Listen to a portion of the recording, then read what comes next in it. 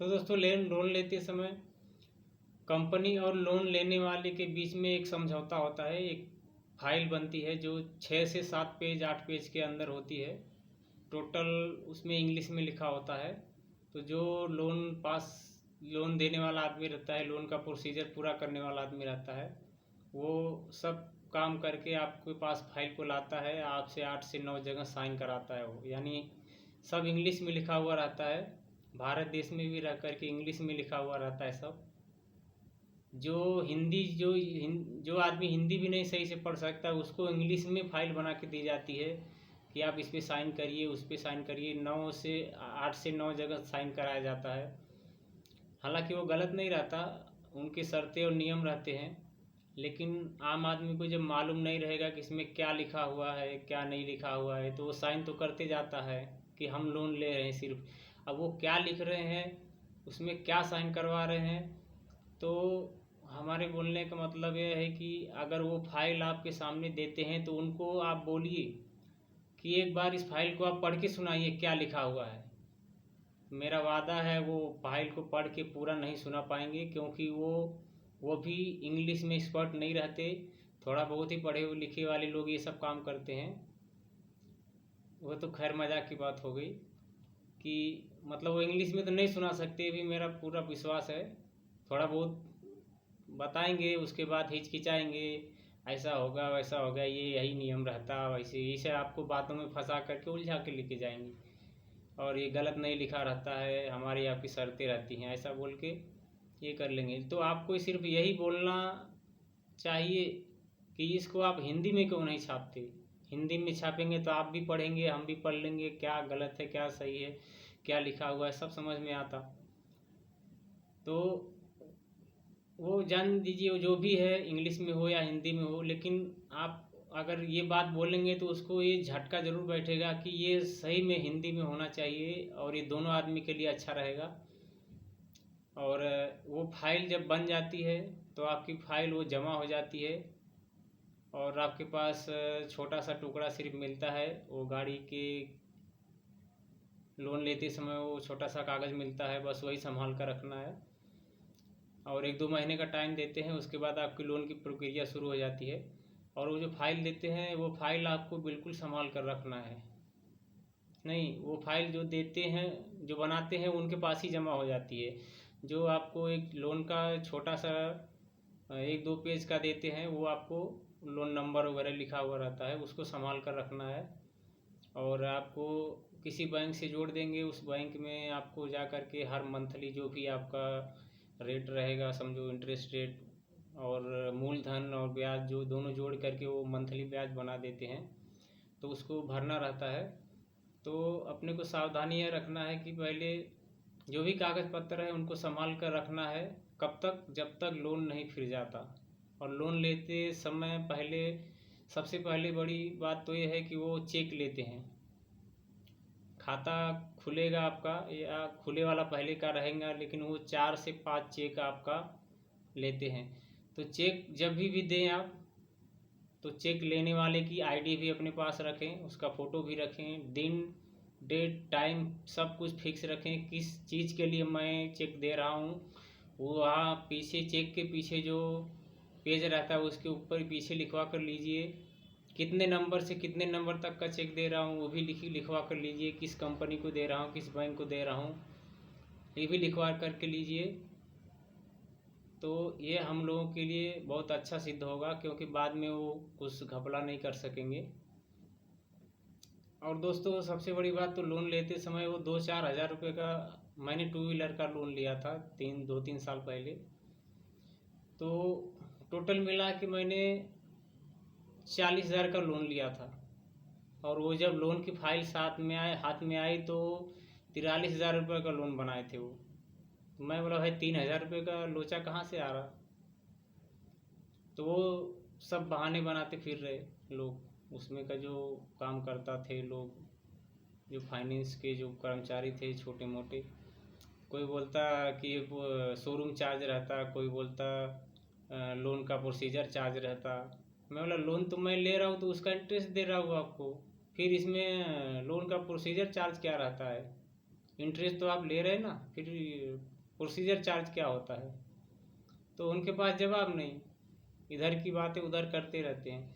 और वो 3,000 रुपये के लिए मैं फिर बोला काम धंधे बंद करके इनके साथ कंप्लेन करना, लफड़े करना, मार झगड़ा करना, वो पूरेंगा नहीं, फिर मैं भुला दिया।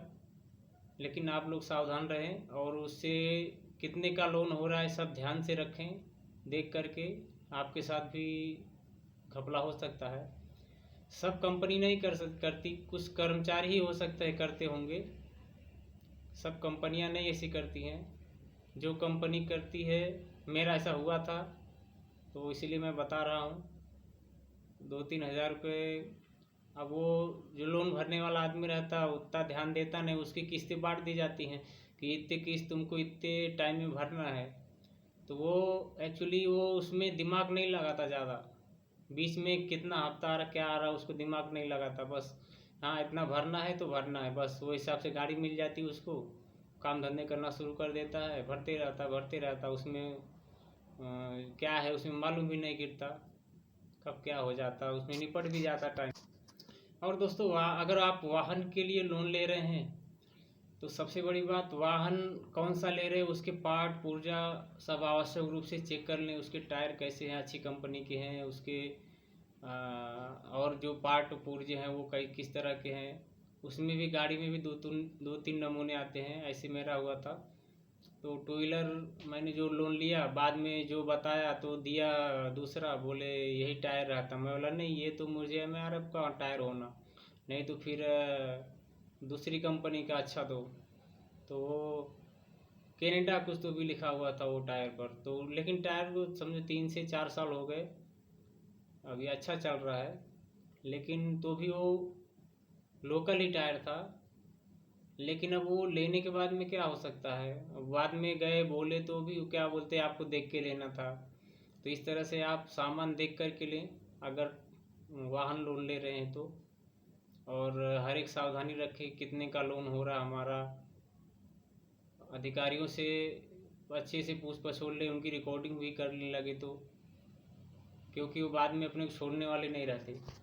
और दोस्तों सबसे बड़ी बात, आप अपने कैपेसिटी के आधार पर ही लोन लें।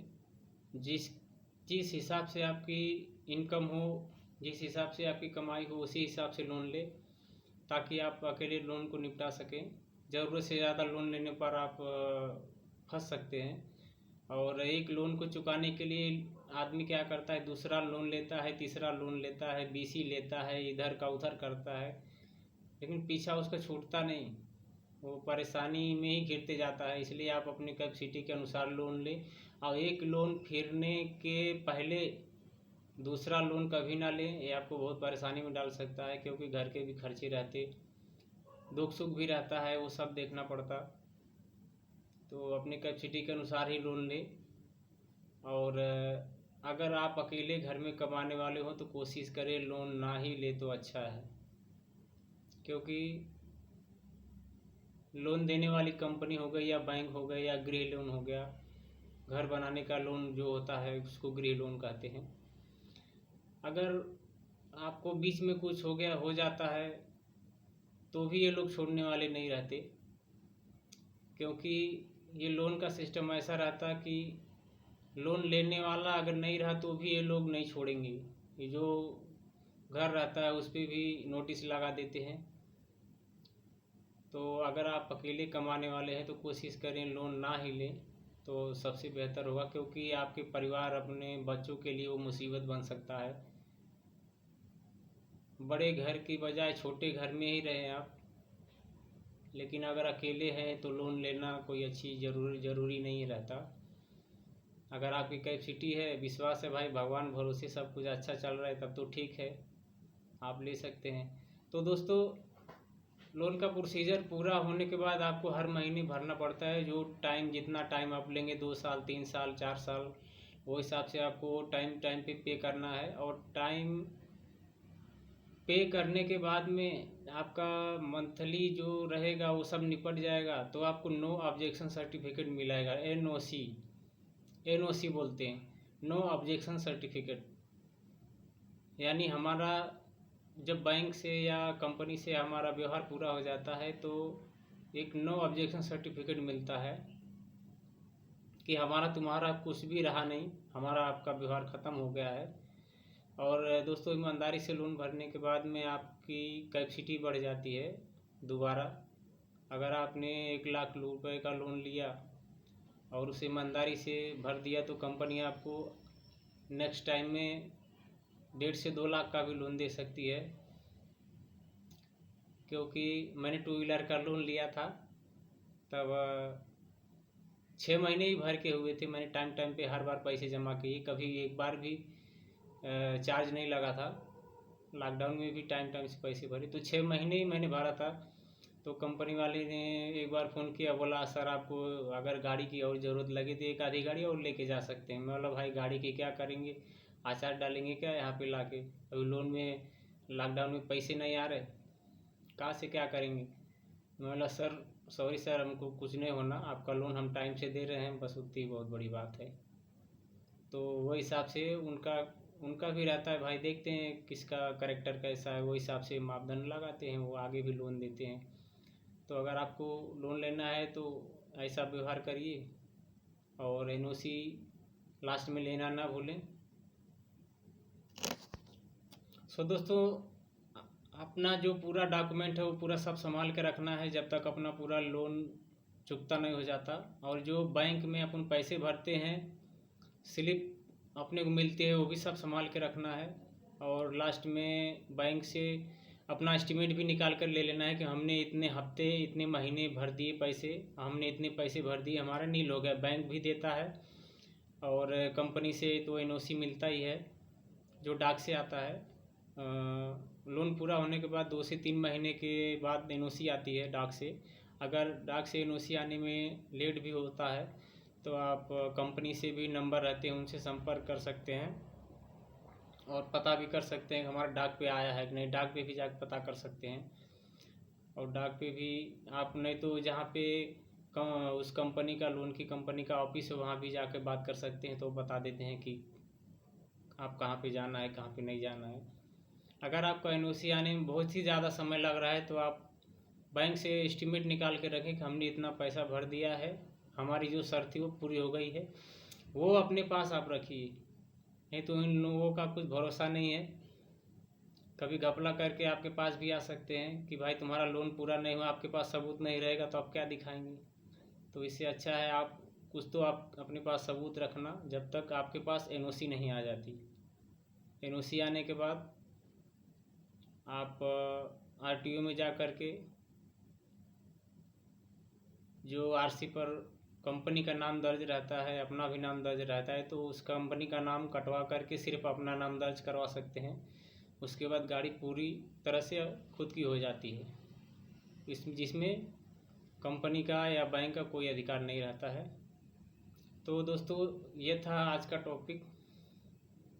तो उम्मीद करता हूँ आपको ये पसंद आया होगा और ऐसी ही नॉलेजेबल वीडियो आपके लिए लाता रहूँगा। और कमेंट करिए, लाइक करिए और चैनल को सब्सक्राइब करिए। आशा करता हूँ ये वीडियो आपको अच्छा लगेगा। जय हिंद, जय भारत।